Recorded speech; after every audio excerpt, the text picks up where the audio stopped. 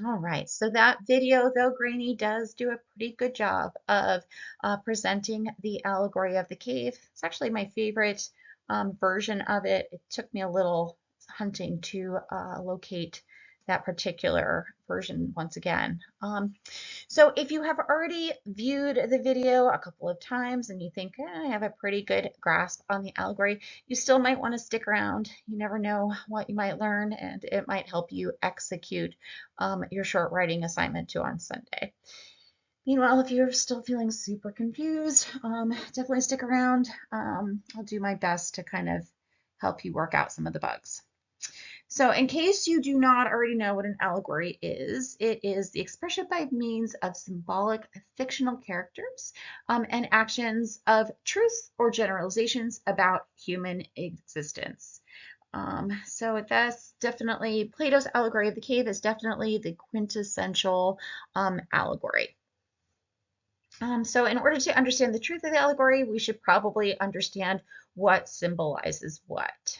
So going back to Plato's theory of forms, according to Plato, before we are born, our psyches, our closest understanding of that concept is the soul, exists in the reality of forms. However, when we're born, our psyches become imprisoned in the soma, the body, and we lose our knowledge of the forms. So in simplest terms, the prisoners represent most people. It's going to be the ignorant and the uneducated. They live in the lesser reality, the physical world that is represented by the cave. This is the world we can detect with our senses. The puppets represent various things, but they are the lesser imitations of the forms.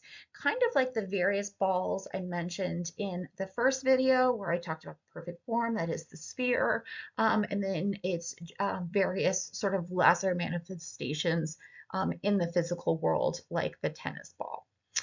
The message of the cave is that we must leave the cave and regain our knowledge of the forms, which Plato also mentions the ultimate good. Plato does not tell us what the ultimate good is, but it is symbolized by the sun. The way one regains knowledge of the forms is through education, and to see the sun and feel its warmth on one's face and see the world in its truest form is to attain this highest of education and recover the knowledge of the forms. So ultimately, the message is very much related to education. Of course, this is very much in line with what we've already learned, explored about Socrates and his pupil Plato. They would have placed tremendous value and emphasis on education, and that is also going to be one of the values of ancient Greece. Plato felt that people who have ascended from the cave actually have a moral obligation to try and educate others. That's why in the allegory, the prisoner returns to the cave and tries to tell everyone what he's seen.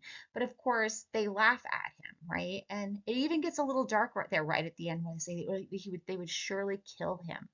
That is an allusion to Socrates, who of course tried to educate others and ultimately paid for it with his life. He was killed by the very people he sought to educate.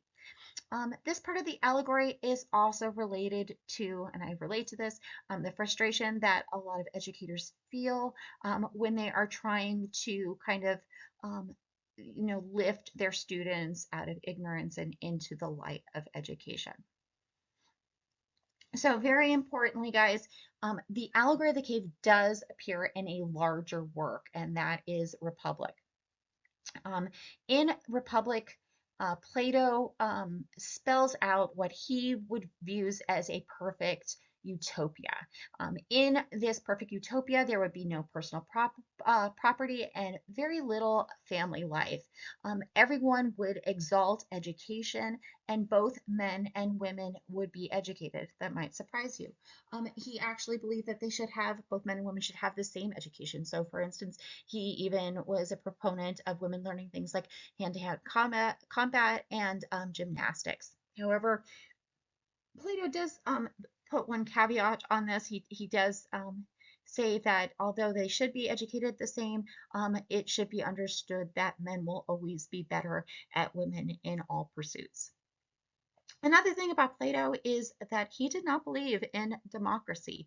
Remember, we have democracy in ancient Greece at this time, and Plato just did not think that this was a good idea. He did not think that laymen should be allowed to participate in government, in rule. He felt that it was only the very, very best of us, the most educated, the people who have ascended and recovered their knowledge of the forms, should be rulers. So he refers to them as philosopher kings. So he calls for the return of the monarchy and the rule by these very well educated, sort of benevolent rulers. But as we know, that isn't usually how things kind of play out when we have a monarchy, right?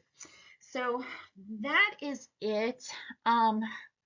Hopefully, you guys have a good enough understanding that it's not going to be too big a problem um, for you to accomplish this week's writing assignment. If you have any questions, I really encourage you to email me, and I can even Zoom with you guys. I'm not doing anything. So long as I have power and internet, I'm very, very pleased to talk to you. But let's go ahead and look at this week's assignments.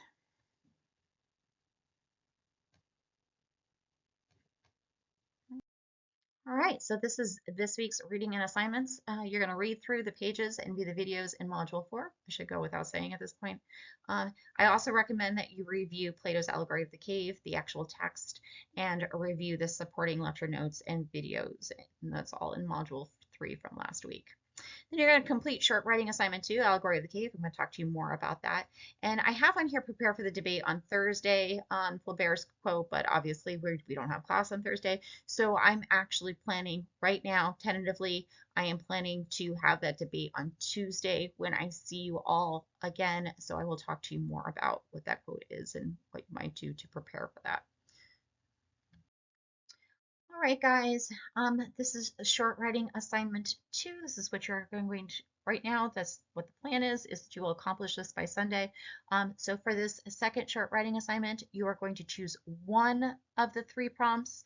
I know for our first short writing assignment, you had a series of questions and you're responsible for answering all of those, but that's not the case this time. We are just choosing one. And these are your choices. Number 1, many books and films have been inspired by the allegory of the cave.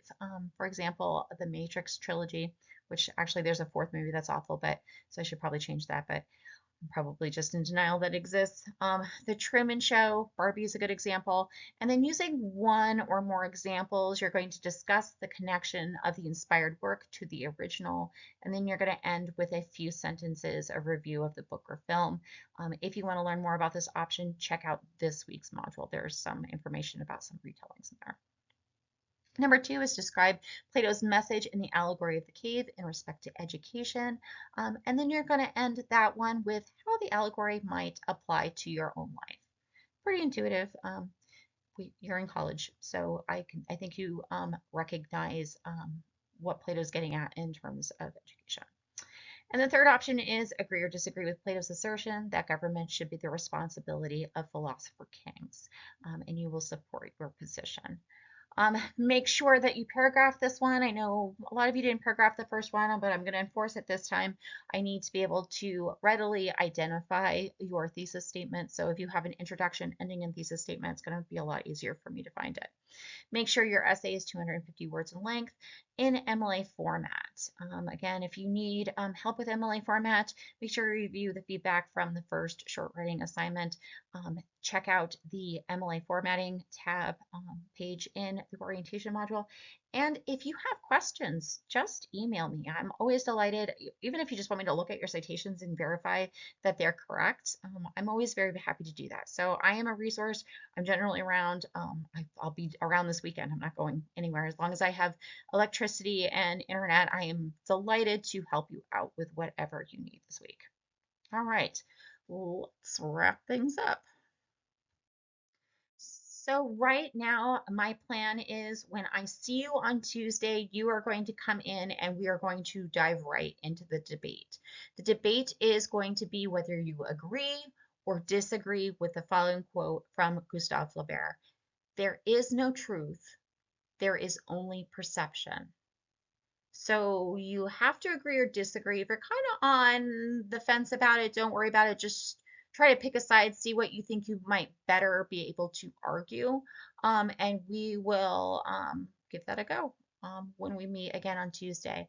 And then after that, I will probably roll right into a bit more of the Greeks. It's just we just didn't get enough of the Greeks, guys. I will do my best to kind of wrap things up, but I do hope to get to ancient Rome. Um, by Thursday. So that is the plan. Um, I realize right now things are very much up in the air. I've been paying attention to the news. I know we're moving back and forth as far as like categories, how bad they think it's going to be. I don't know how bad it's going to be. That's why right now my plan is we continue with our coursework, and we get that assessment achieved by Sunday. If something changes, if like it just looks like a lot of us are going to be without power and or internet, um, I will make adjustments then. And naturally, if anything comes up and you need additional support, maybe you live in a more rural area of the Orlando area and you are without power, whereas the rest of us are just fine. Just let me know as soon as you're able, even if it's just to let me know in class on Tuesday. I will cut you some slack. So just keep me informed. I will do my best to keep you informed. And first and foremost, guys, make sure that you're safe, okay? Take good care of all of you. All right. All right. I look forward to actually seeing you face to face again next week. Take care.